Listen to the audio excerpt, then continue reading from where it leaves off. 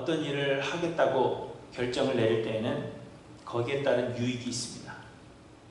아무런 유익을 얻지 못하는 그러한 일이라면 아무도 그 일을 하려고 하지 않을 것입니다.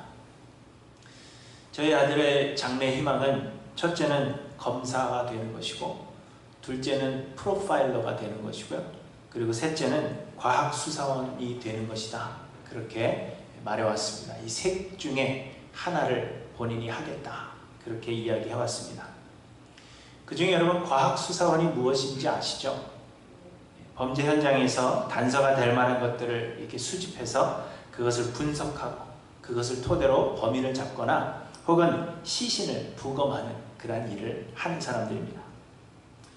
그런데 며칠 전에 TV에서 이 과학수사원들을 인터뷰한 그러한 방송이 있어서 제가 내려가서 함께 보자, 그렇게 이야기를 했습니다. 그런데 이 과학수사원들의 일이 고되기 때문에 그들의 연봉이 많을 것이다, 돈을 많이 벌 것이다, 그렇게 생각했는데 생각보다 보수가 그리 많은 직업이 아니었습니다.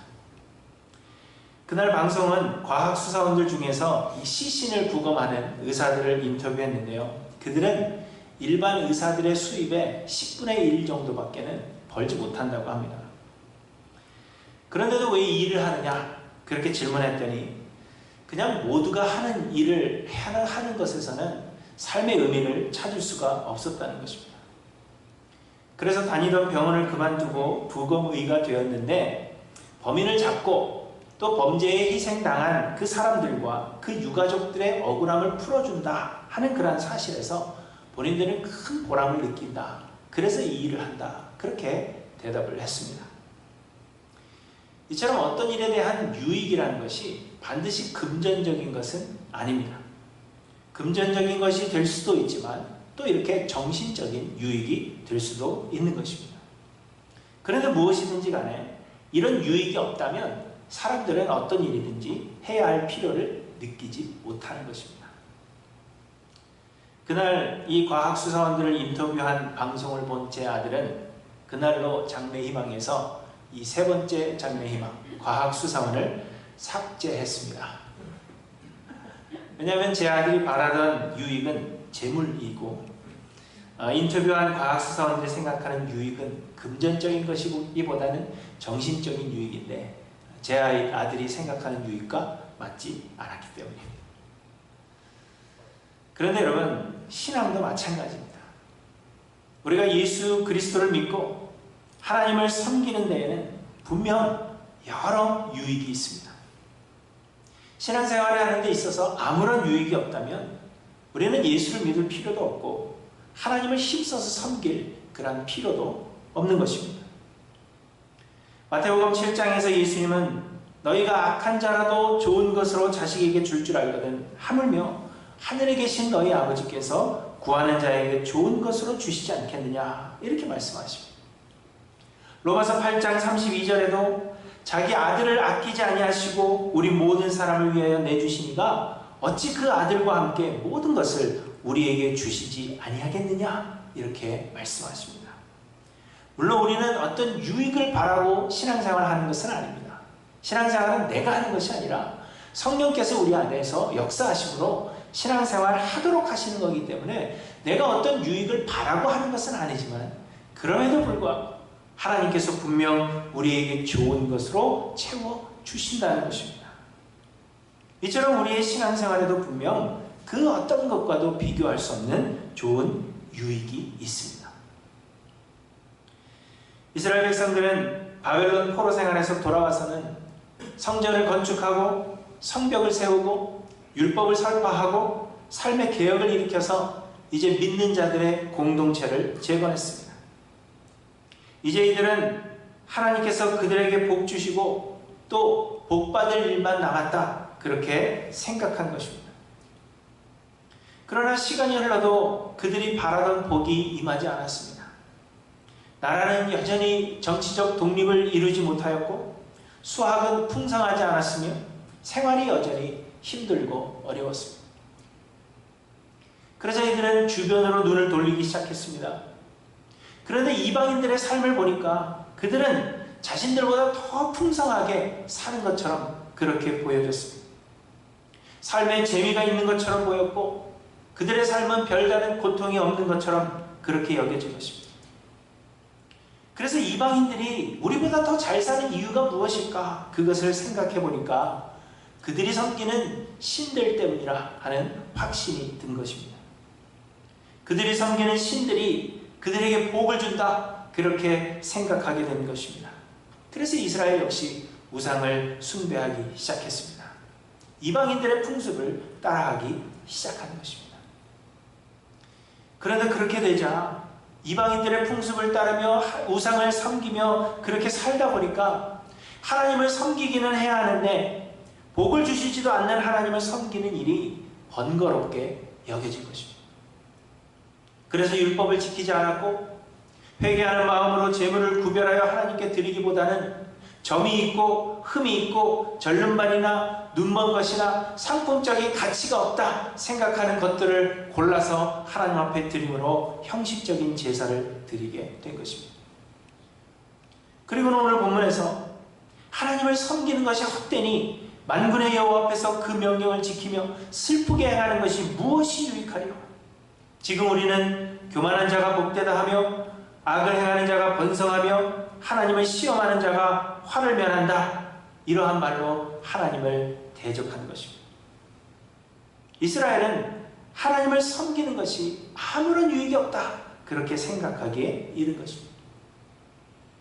그래서 하나님은 오늘 본문에서 하나님을 신앙하는 것의 유익이 무엇인지를 우리에게 말씀해 주고 있는 것입니다. 그래서 오늘은 이 신앙의 유익이 무엇인가 하는 것에 대해서 몇 가지로 생각해 보고자 합니다. 그런데 여러분, 무엇보다도 우리가 알아야 할 것은 이 신앙의 유익이라는 것은 그 무엇에 비길 수 없이 가장 좋은 것이며 또한 영원한 것일 뿐만 아니라 가장 영광스러운 것이라 하는 것을 우리에게 말씀하고 있는 것입니다. 첫 번째, 이 신앙의 유익은 우리가 하나님의 심판에서부터 구원을 얻는다는 것입니다. 곧 우리는 심판을 받지 않는다는 것입니다. 본문 16절에 말씀하십니다. 그때 여호와를 경외하는 자들이 피차에 말하며 여호와께서 그것을 분명히 들으시고 여호와를 경외하는 자와 그 이름을 존중히 여기는 자를 위하여 여호와 앞에 있는 기념책에 기록하셨느니라, 이렇게 말씀하십니다. 이스라엘 사람들이 하나님을 섬기는 것이 헛되니 만군의 여호와 앞에서 그 명령을 지키며 슬프게 행하는 것이 무엇이 유익하리요? 교만한 자가 복되고 악을 행하는 자가 번성하며 하나님을 시험하는 자가 화를 면한다, 이러한 이야기들로 하나님을 대적했습니다. 그러나 하나님을 경외하는 자들이 있었는데 그들은 그들에게 동조하지 않고 그들과는 다른 이야기를 했다는 것입니다.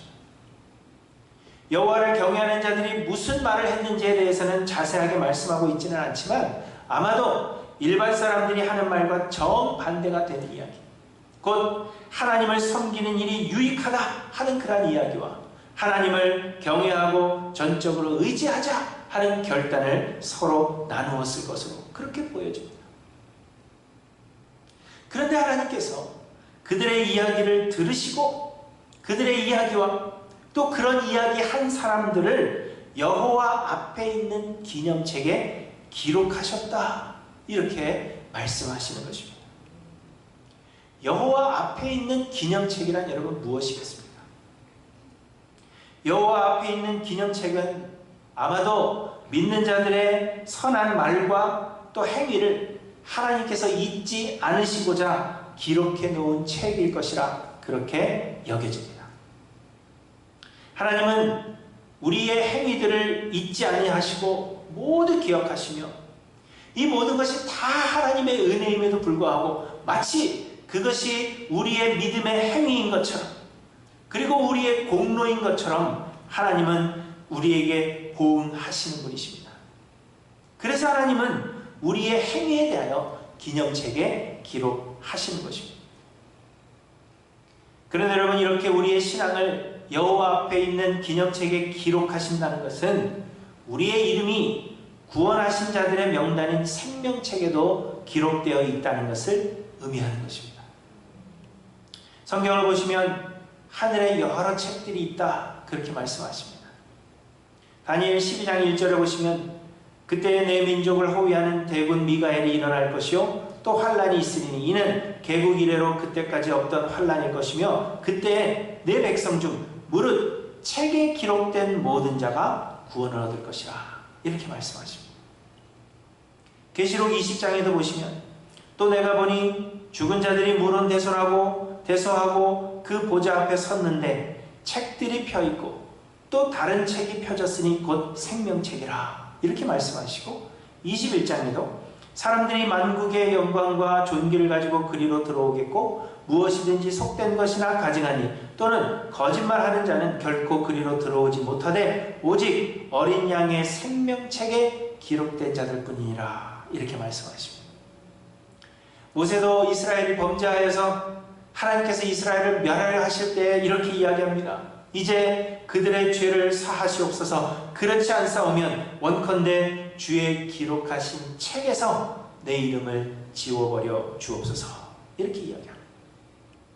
이 외에도 성경에는 하늘에 있는 책들에 대하여 많이 언급합니다.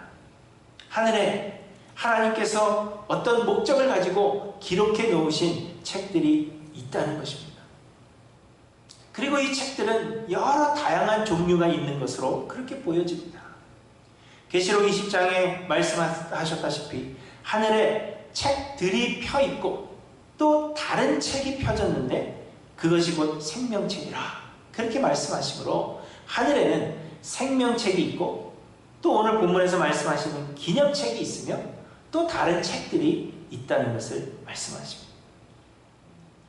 그래서 사람들은 하늘에는 어떤 종류의 책들이 있는가? 하늘에 있는 책들은 무엇인가? 그것을 알고 싶어 하지만 중요한 것은 이 책들에 기록된다 하는 것은 하나님의 심판을 받지 않으며 영원한 죽음에서 생명으로 옮기운 사람들이라 하는 사실입니다.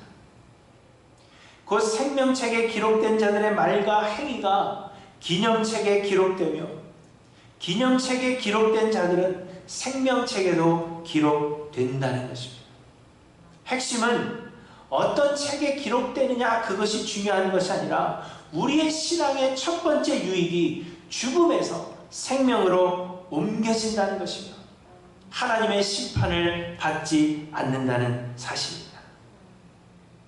그리고 이는 세상에서 얻을 수 있는 그 어떤 유익보다도 가장 좋은 것임에 틀림이 없는 것입니다. 예수님은 말씀하셨습니다. 사람이 만일 온 천하를 얻고도 제 목숨을 잃으면 무엇이 유익하리요? 사람이 무엇을 주고 제 목숨과 바꾸겠느냐?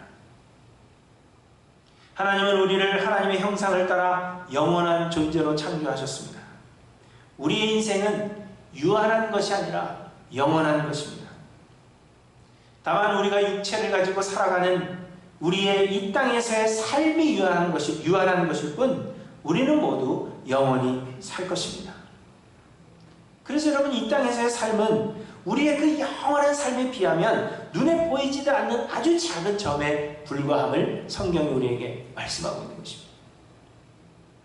그런데 하늘에 있는 하나님의 책에 기록된 자들은 예수 그리스도와 함께 주를 위해 예비된 새 하늘과 새 땅에서 영원히 살게 될 것이지만 그러나 반면에 하나님의 책에 기록되지 못한 자들은 구더기도 죽지 않고 불도 꺼지지 않는 영원한 불못에 던져지게 될 것입니다.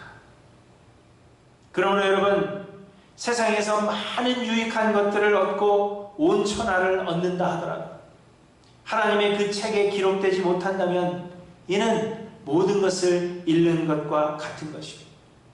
반대로 이 짧은 세상에서 경점과 같은 그 세상에서 우리가 아무런 유익을 얻지 못한다 하더라도 우리의 이름이 하나님의 기념책에 기록되어 있다면 우리는 온 천하를 얻는 것보다도 더 귀한 유익을 얻은 것입니다.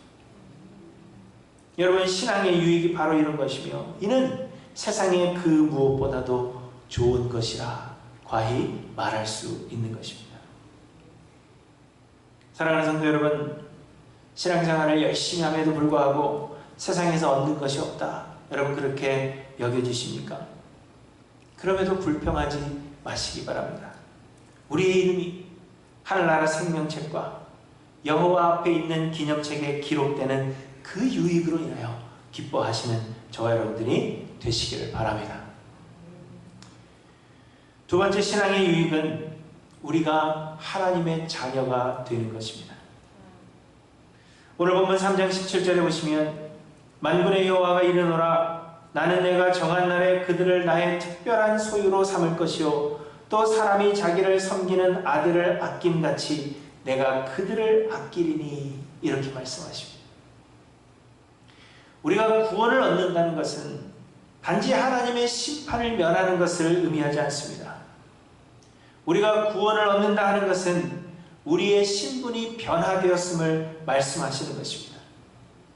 하나님은 우리를 구원하시고 우리를 하나님의 특별한 소유로 삼으셨는데 곧 우리를 양자 삼으시는 것입니다. 다시 말하면 우리가 하나님의 자녀가 되었다는 것입니다. 아멘.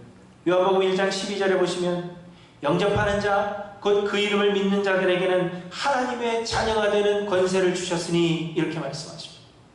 에베소서 2장 19절에도 그러므로 이제부터 너희는 외인도 아니요 나그네도 아니요 오직 성도들과 동일한 시민이요 하나님의 권속이라 이렇게 말씀하십니다.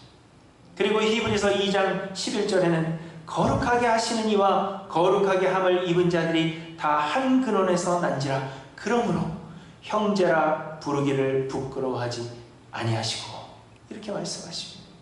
우리를 형제라 예수님의 형제라 부르시기를 부끄러워하지 아니하신다는 것입니다. 그런데 여러분 하나님께서 우리를 하나님의 자녀 삼으셨다 하는 것은 이 결정이 영원하다는 것을 의미하는 것입니다. 이사야 49장 15절에서 하나님은 여인이 어찌 그 젖먹는 자식을 잊겠으며 자기 태에서 난 아들을 긍휼히 여기지 않겠느냐 그들은 혹시 잊을지라도 나는 너를 잊지 아니할 것이라 이렇게 말씀하십니다. 하나님께서 우리를 구원하신 것은 우리의 공로 때문도 아니요 우리가 하나님 앞에 어떤 자격 조건을 갖췄기 때문도 아닙니다. 하나님은 우리를 아무런 조건 없이 택하셨으며 전적으로 하나님의 은혜입니다. 그렇기 때문에 우리의 구원은 우리의 조건에 영향을 받지 않는다는 것입니다. 우리가 조금 잘못했다고 해서 우리의 구원이 취소되거나 우리의 신분이 변하지 않으며 또 우리가 선한 일을 했다고 해서 우리에게 주실 상의 크기를 바꾸시지 않으신다는 것입니다. 하나님은 완전하시며 거짓말하지 않으시고 하나님은 변함이 없으십니다. 그래서 한 번 우리를 구원하신 그 구원은 결코 빼앗기지 않을 것이며 하나님께서 우리를 하나님의 자녀 삼으셨기 때문에 그 자녀 삼으신 결정은 결코 변하지 않고 영원할 것임을 우리에게 말씀하고 있는 것입니다. 로마서 8장 17절에 보시면 자녀이면 또한 상속자 곧 하나님의 상속자요 그리스도와 함께한 상속자니 이렇게 말씀하십니다. 우리는 은혜로 구원함을 얻었고 하나님의 자녀가 되었으며 그리하여 우리는 예수 그리스도와 함께 영원한 하늘나라의 상속자들이 되었습니다. 그리고 이것을 결코 빼앗기지 않을 것이며 하나님이 영원하시고 우리를 영원한 존재로 창조하셨기 때문에 하나님 나라를 기업으로 얻어서 상속자의 삶을 사는 것이 영원할 것임을 우리에게 말씀하고 있는 것입니다. 사랑하는 성도 여러분, 신앙의 유익이란 바로 우리가 하나님의 자녀가 되는 것이며 그래서 이는 영원한 것입니다. 잠시뿐인 유익과 영원한 유익 중에 여러분은 어떤 것을 택하시겠습니까? 세상에서 잠시 유익을 누리는 것하고 하나님 나라에서 영원토록 가장 좋은 유익을 누리는 것 중에 어떤 것을 여러분 택하시겠습니까?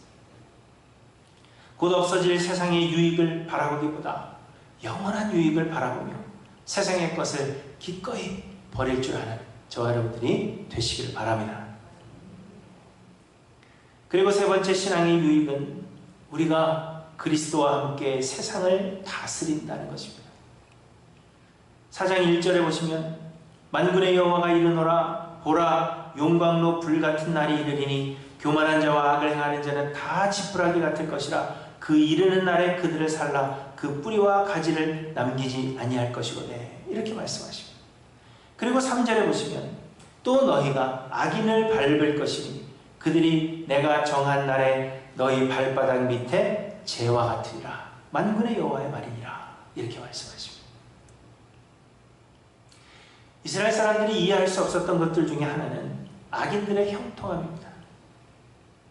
하나님의 계명을 지키며 하나님을 경외함으로 살아가는 의인들은 많은 어려움을 겪고 있는데 오히려 악을 행하는 사람들이 형통한 것을 보는 것이 그들에게는 큰 괴로움이었습니다.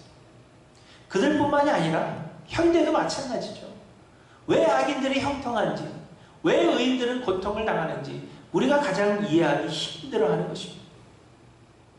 그래서 사람들은 교만한 자가 복되고 악을 행하는 자가 번성하며 하나님을 시험하는 자가 화를 면하며 하나님을 섬기는 것이 아무런 유익이 없다, 그렇게 이야기하며 하나님을 떠났던 것입니다.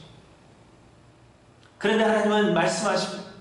용광로 불같은 날이 이를 것인데 그때 악을 행하는 자들을 하나님께서 심판하실 뿐만 아니라 하나님을 경외하며 끝까지 믿음을 지킨 그 의인들이 악인을 밟을 것이며 악인들은 발바닥 밑에 재와 같이 될 것이다, 그렇게 말씀하시는 것입니다. 세상에서 떵떵대며 악을 행해도 하나도 불이익을 당하는 것이 없다, 그렇게 우리를 조롱했던 그 악인들을 우리는 결국에는 그들의 머리를 밟을 뿐만 아니라 그들이 우리의 발밑에 재와 같이 될 것이라는 것입니다. 여러분, 이 얼마나 영광스러운 일입니까? 끝날 때까지 끝난 게 아니다 라는 말을 한번 들어보셨을 것입니다. 이 말은 프로야구의 뉴욕 매츠의 감독이었던 요기 베라라는 사람이 한 말입니다. 1973년 시즌에 이 뉴욕 매츠는 내셔널리그의 동부 디비전, 우리 컵스가 속해 있는 것 중부고 이제 뉴욕 쪽에 속해 있는 그 동부 디비전에서 꼴찌를 하고 있었습니다. 사람들은 시즌이 종반으로 접어들면서 이번 시즌은 다 끝났다, 그렇게 말했습니다. 그래서 어떤 기자가 이 감독에게, 요기베라라는 감독에게 질문한 것입니다. 이제 포기해야 되는 건 아닙니까? 다 끝난 건 아닙니까? 다음 시즌을 준비하는 게 낫지 않겠습니까? 그때 이 요기베라가 한 이야기가 끝날 때까지 끝난 게 아니다 라는 말입니다. 그리고 어떻게 됐을까요? 잘 안 됐으면 설교하지도 않겠죠. 결국 뉴욕 매츠는 남은 경기에서 연승을 거두면서 디비전 1위를 차지했고 그의 월드 시리즈까지 진출하는 그런 기억을 토했습니다. 그래서 이 말, 끝날 때까지 끝난 게 아니다 하는 이 말이 유명해졌습니다. 여러분, 마찬가지입니다. 끝날 때까지 끝난 것이 아닙니다. 승리의 축배는 경기 도중에 드는 것이 아니라 경기를 마친 뒤에 드는 자가 승리자가 되는 것입니다. 그러나 여러분, 더 큰 위로가 되는 것은 우리는 이미 승리했다는 것입니다. 요한복음 16장 33절에 예수님께서 말씀하셨습니다. 세상에서는 너희가 환난을 당하나 담대하라, 내가 세상을 이겨노라. 예수님은 우리의 죄를 대신하여 십자가를 지사 십자가에서 죽으셨습니다. 그러나 3일 만에 부활하심으로 부활의 첫 열매가 되셨습니다. 예수 그리스도의 그 희생으로 말미암아 우리의 모든 죄가 사함을 받았으며 이 예수를 믿는 자들을 하나님은 마지막 날에 다시 살리실 것입니다. 그리고는 그들에게 영원한 생명 그리고 하늘나라의 기업을 상속으로 주신다 약속하십니다. 요한복음 3장 18절에 보시면 그를 믿는 자는 심판을 받지 아니하는 것이고 믿지 아니하는 자는 하나님의 독생자의 이름을 믿지 아니하므로 벌써 심판을 받은 것이니라, 이렇게 말씀하십니다. 우리에게는 영원한 하나님의 나라가 준비되어 있지만 악을 행하는 자들에게는 마귀와 그 사자들을 위하여 예비된 영원한 불이 준비되어 있다고도 말씀하십니다. 우리는 이미 승리한 싸움을 싸우고 있는 것입니다. 아마도 세상은 경기 중반쯤 와 있는 우리들의 삶을 보면서 자신들이 승리하고 있다 그렇게 생각하며 우리 믿는 자들을 조롱할 것입니다. 예수를 의지하고 진심으로 하나님을 섬기는 것이 고통만 있을 뿐 도대체 어떤 유익이 너희들에게 있느냐 하며 우리를 조롱할 것입니다. 그러나 여러분, 예수는 이미 죽음을 이기고 승리하셨으며 예수 안에 있는 자들 역시 그리스도 예수의 영광에 참여하게 될 것입니다. 그날에 우리는 우리를 조롱하던 악인들을 예수 그리스도와 함께 판단하게 될 것이며 그들의 머리를 밟을 뿐만 아니라 그들은 우리의 발바닥 밑에 재와 같이 될 것입니다. 여러분, 이것이 신앙의 유익이며 이는 가장 영광스러운 일이 아닐 수가 없는 것입니다.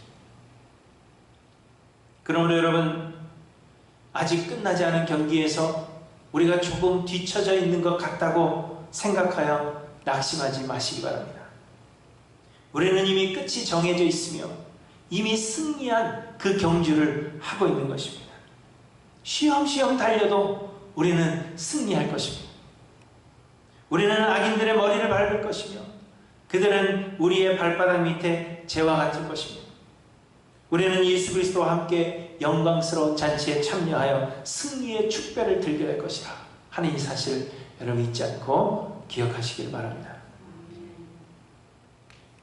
많은 사람들이 육체적이고 잠시뿐이며 영광스럽지도 못한 그러한 유익을 바라봅니다. 세상의 물질을 바라보고 세상에서의 명예를 바라보고 또 마음의 만족 이러한 것들을 사람들은 바라봅니다. 그러면서 말하기를 예수 그리스도를 믿고 하나님을 섬기는 것이 무엇이 유익하냐? 너희들의 삶을 봐라. 고통뿐이지 않느냐? 무엇이 유익하냐? 그렇게 질문합니다. 그러나 여러분, 하나님을 신앙하는 것은 분명 유익하며 이는 가장 좋고 영원하며 영광스러운 유익입니다. 하나님을 신앙하는 것은 하나님의 심판을 받지 않는 유익이 있습니다. 하나님을 신앙하는 자는 하나님의 자녀가 되어 하늘나라의 상속자가 되는 유익이 있으며 하나님을 신앙하는 자는 예수 그리스도와 함께 다스릴 영광스러운 유익이 있는 것입니다. 여러분, 이 신앙의 유익들을 바라고 소망하여서 우리가 어려운 상황 가운데 있지만 그럼에도 불구하고 믿음에서 흘러 떠내려가지 않으며 또 세상에 대하여 죽은 자처럼 살아가시는 하이랜드교회 모든 성도님들이 되시기를 주님의 이름으로 간절히 축원합니다. 기도하십시오.